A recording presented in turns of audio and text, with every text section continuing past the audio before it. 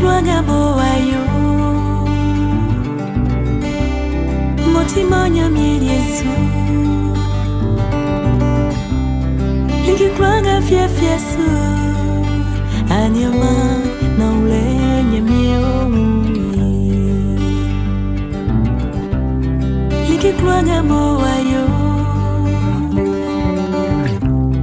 Motima nyamiri Yesu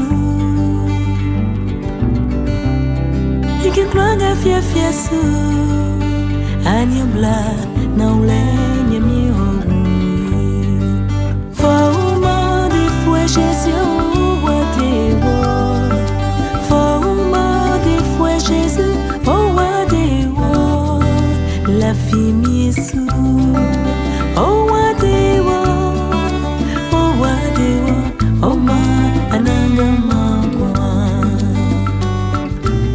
Oh ma ananga mangwa Fauma de fue Jésus Wadewo Fauma de fue Jésus Oh Wadewo La fille Yesu Oh Wadewo Oh Wadewo Oh ma ananga mangwa Oh ma ananga mangwa Oh ma ananga mangwa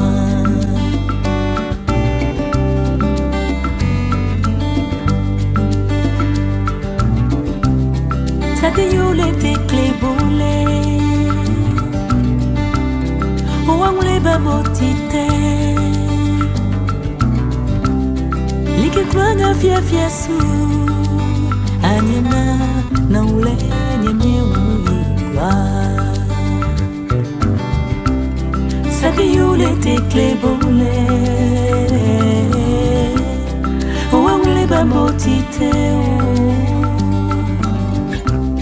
Likitwanga fiesu Anyama na ule nyemyewa Fauma de fue Jésus Wadewo Fauma de fue Jésus Oh Wadewo La fille Yesu Oh Wadewo Oh Wadewo Oh ma ananga mangwa Oh ma ananga mangwa Fauma de fue Jésus Nous sommes dans la joie, c'est jeudi 28 mai, de nous retrouver ensemble dans l'école de la sagesse. Et le thème que nous allons aborder ce matin est un thème très important parce que n'oublions pas, c'est la semaine de Pentecôte. Et nous voulons aborder un enseignement qui est capital pour chacun d'entre nous. Je voudrais que nous puissions baisser nos têtes et recommander ce moment à Dieu. Nous te bénissons, notre Père et notre Dieu, pour la grâce que tu nous accordes ce matin de partager ta parole. Que ton Saint-Esprit nous assiste. Donne-nous, Seigneur, la possibilité de communiquer cette parole avec beaucoup de facilité et beaucoup d'aisance. Aide mon frère à suivre cet enseignement. Dans ton nom, nous avons prié. Amen. Ce matin, je voudrais vous donner d'abord le titre du message directement. J'ai intitulé mon message « Comme Hazer plonge le pied dans l'huile ». Comme Hazer plonge tes pieds dans l'huile. Voilà, c'est inhabituel un tel message, n'est-ce pas? Comme Hazer plonge tes pieds dans l'huile. Et nous allons trouver le nom d'Hazer dans le livre de Genèse. Vous allez comprendre qu'Hazer, c'est le 8e fils de Jacob et le 2e fils de Zilpa, qui était la servante de Léa. Regardons dans la parole de Dieu, dans le livre de Genèse, au chapitre 30, à partir du verset 12. La parole de Dieu nous dit, Zilpa, servante de Léa, enfanta un second fils à Jacob. Léa dit que je suis heureuse, car les filles me diront heureuse, et l'appela du nom d'Hazer. Voilà, Hazer était l'enfant de Jacob, l'enfant qu'il avait eu avec la servante de Léa, Zilpa, et ils avaient donné à cet enfant le nom d'Hazer. Hazer qui signifie tout simplement, il y en a qui parlent d'Hazer, il y a aussi des gens qui l'appellent Asher. Mais Hazer signifie tout simplement heureux. non seulement heureux, on peut aussi, ça a une autre signification, bonheur. Pourquoi j'ai pris ce message? Il est très important. Il est très important, surtout pendant cette semaine. Je vous ai dit le titre, comme Hazer plonge tes pieds dans l'huile. Regardons les paroles que Jacob va prononcer sur Hazer. Ce sont des paroles qui se trouvent dans les livres de Genèse au chapitre 49. Il y a quelque chose que Jacob prononce, c'était comme un testament. C'était comme un testament qu'il va prononcer sur la vie de chacun d'entre ses 12 enfants. Mais ici, dans le livre de Genèse au chapitre 49, verset 20, la Bible nous dit « Hazer produit une nourriture excellente, il fournira les mets délicats des rois. » Écoutez, non seulement ce jeune homme, Hazer, a eu un bon nom de la part de sa maman, qui s'appelait tout simplement Heureux, mais nous voyons aussi un autre nom qu'il a. Donc nous voyons la prophétie ou les paroles de Jacob qu'il va prononcer sur son enfant en disant il sera fécond. Non seulement il sera fécond, mais il va aussi nourrir le roi. Je voudrais ce matin d'abord te dire que n'aie pas peur de ton nom. Dieu, pendant cette semaine, peut changer ton nom. Il peut enlever le nom de honte et te donner le nom de gloire. Hazer signifie tout simplement heureux. Ma prière, mon frère et ma soeur, pendant cette semaine, que tu sois dans la joie. Ma prière, que tu sois un homme heureux durant cette semaine. Et Jacob prononce des paroles fortes. Il dit, toi tu seras fécond. Non seulement tu vas être un homme fécond, mais tu vas aussi nourrir le roi. C'était un homme important. Ce sont des paroles extraordinaires. Avoir la capacité ou bien avoir l'opportunité de nourrir le roi. Je prie pour toi que Dieu te donne de bonnes connexions. Je prie pour toi que Dieu te fasse sortir de la bassesse et qu'il t'introduise dans la cour des grands. Comme David dit, Dieu m'a fait sortir de la poussière pour me faire asseoir à la table des grands. Beaucoup d'années après, et nous commençons à entrer maintenant dans les messages proprement dit, beaucoup d'années après, il y a quelque chose qui va se passer. Deutéronome chapitre 33, verset 24. Écoutez-moi très bien. Hazer heureux, c'est ça. Et son papa prononce des paroles de bénédiction sur lui. Il dit, tu sais, tu vas nourrir le roi. Mais je pense que prophétiquement, par révélation, quand Moïse arrive, Moïse complète les paroles de Jacob. Moïse complète les paroles de Léa sur la tribu d'Hazer. Qu'est-ce que Moïse dit? Sur Hazer, il dit, béni soit Hazer entre le fils d'Israël, qu'il soit agréable à ses frères, et qu'il plonge son pied dans l'huile. Voilà où nous avons trouvé le titre de ce message. Écoutez-moi très bien. Les paroles de Jacob étaient des paroles de grande bénédiction sur la vie d'Hazer. Il dit, tu vas nourrir le roi. Mais Moïse donne deux grandes recommandations. Il faut lire dans d'autres versions. Il donne deux grandes recommandations à Hazer, à la tribu d'Hazer. La première recommandation, tu trouveras, sois favorable, tu trouveras faveur aux yeux de tes frères. Et la deuxième recommandation qui nous intéresse ce matin, tu dois plonger tes pieds dans l'huile. Non seulement Hazer devrait être un homme heureux, non seulement il devrait avoir de grandes bénédictions, mais pour qu'il soit réellement heureux, il fallait que Jacob, plutôt, il fallait qu'Hazer plonge le pied dans l'huile. Et puis il ajoute quelque chose. Il dit qu'il plonge son pied dans l'huile, que tes vérins soient de fer, de rein, et que ta vigueur dure autant que tes jours. Ici, il montre à peu près la finalité. Il dit, écoutez, tu es énergique, tu es fort, mais pour que tu continues à être heureux, pour que tu continues à être fort, tu dois plonger le pied dans l'huile. C'est quoi plonger le pied dans l'huile? Je suis en train de vous parler de deux recommandations que Moïse fait à Hazer. Moïse connaissait les paroles que Jacob avait prononcées sur Hazer.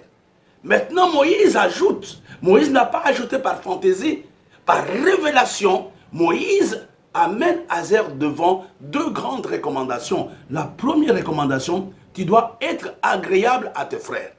Ou encore, tu dois trouver faveur aux yeux de tes frères. Et la deuxième recommandation, tu dois plonger le pied dans l'huile. C'est quoi plonger le pied dans l'huile? Dans le français de la Bible ou dans le langage de la Bible, plonger, mes bien-aimés, le pied dans l'huile, c'est simplement recevoir de la part de Dieu l'onction.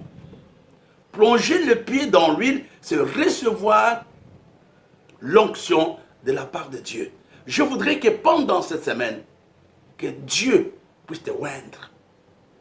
En fait, Moïse disait simplement à Hazer, c'est bien, tu as des promesses, mais pour que ces promesses durent, pour que ces promesses te bénissent, tu as besoin de recevoir un plus de la part de Dieu. Je parle à toi, tu as des promesses, tu as la révélation. Ce dont tu as besoin ce matin, c'est de recevoir l'huile fraîche, de recevoir l'onction de la part de Dieu. Et vous savez, hier soir, j'étais en train de parler, j'étais en train de travailler sur ce message. Et je vais vous donner quelques petites choses qui sont très importantes par rapport à l'onction. La première chose, nous devons comprendre que l'onction est un privilège que Dieu donne à ceux qui le servent. L'onction est un privilège. L'onction aussi est un signe de dignité. Il y a un texte dans le livre, je pense, de Lévitique, on ne va pas le lire, qui nous montre clairement que l'onction était un privilège et en même temps une dignité. L'onction est un honneur que Dieu fait à ceux qui le servent. Alors, il y a 4 petites choses que j'aimerais vous donner rapidement pour que vous puissiez comprendre. La première chose, l'onction ne vient pas d'un homme, l'onction vient de Dieu. Ça, c'est la première chose. Il faut que tu retiennes ce matin que l'onction vient de Dieu. Et la deuxième chose, non seulement l'onction vient de Dieu, Dieu donne l'onction à ceux qui sont humbles. Tu comprends que tu peux, pendant cette semaine, demander à Dieu de te donner cette onction. Et la troisième chose, l'onction, Dieu la donne aux hommes et aux femmes qui marchent dans la pureté. C'est important. Il la donne premièrement à ceux qui sont humbles. Et deuxièmement, il la donne à ceux qui marchent dans la pureté. Et nous devons aussi comprendre un autre élément par rapport à l'onction. Dieu donne l'onction à ceux qui les servent. Ce n'est pas tout le monde qui a l'onction, mais les hommes et les femmes qui les servent ont droit à l'onction. Tu peux ce matin avoir l'onction de la part de Dieu. Tu peux avoir ce matin l'onction de la part de Dieu. Et la quatrième chose, l'onction est quelque chose de spécifique. Ce n'est pas quelque chose de général. Donc quand nous recevons l'onction, donc l'onction, Dieu l'adapte à chaque individu. Nous pouvons tous être des enseignants, mais nous n'avons pas la même onction. Nous pouvons être tous des évangélistes, mais nous n'avons pas la même onction. Je reprends pour la meilleure audition. Nous sommes en train de parler, de plonger nos pieds dans l'huile. Plonger nos pieds dans l'huile signifie tout simplement recevoir de la part de Dieu l'onction. Pourquoi? Parce que nous devons être heureux. Pourquoi? Parce que nous devons trouver faveur aux yeux des hommes.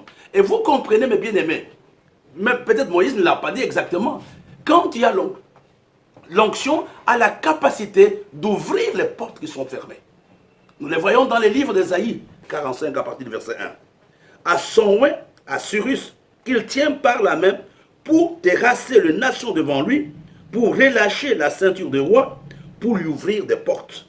Je suis en train de parler de 2 grandes recommandations que Moïse avait faites à Hazer.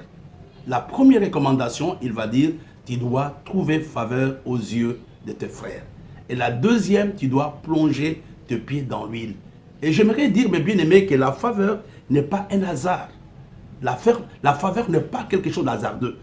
Donc, il faut savoir que la faveur est un don de Dieu. C'est Dieu seul qui donne la faveur. Mais il y a la part de l'homme. Si Moïse insiste, quand Moïse parle à Hazer en disant « trouve faveur aux yeux de tes frères, ça signifie manifeste le fruit de l'esprit envers tes frères. Et vous comprenez, dans l'onction, il y a 3 choses. Je voudrais terminer rapidement. Qu'est-ce que l'onction peut faire concrètement dans la vie d'un homme? La première chose, l'onction, nous devons savoir, l'onction est une puissance. Là, c'est la première chose. L'onction est une puissance. Et la deuxième chose, peut-être vous ne le savez pas, l'onction amène le combat dans la vie de l'homme. Ne pense pas que l'onction, c'est simplement pour te promener, mais l'onction, je vais te donner la référence, amène non seulement la puissance, comme beaucoup veulent avoir la puissance, mais il y a une autre chose, un autre élément qui est très très important. L'onction amène le combat. On peut voir dans le livre de 1er Chroniques, chapitre 14, verset 8. La Bible nous dit, les Philistins apprirent que David avait été oint roi sur tout Israël. Ils montèrent à sa recherche et David, qui en fut informé, sortit au devant d'eux. Premièrement, l'onction est une puissance et deuxièmement, l'onction apporte le combat dans la vie de l'homme. Et la troisième chose pour terminer, l'onction aussi apporte la protection. 3 choses. Premièrement, l'onction est une puissance. Deuxièmement, l'onction apporte le combat. Et troisièmement, l'onction protège l'homme contre le diable. Ce matin, j'aimerais vous encourager à baigner vos pieds dans l'huile et à rechercher le fruit de l'esprit. Que Dieu vous garde. Oma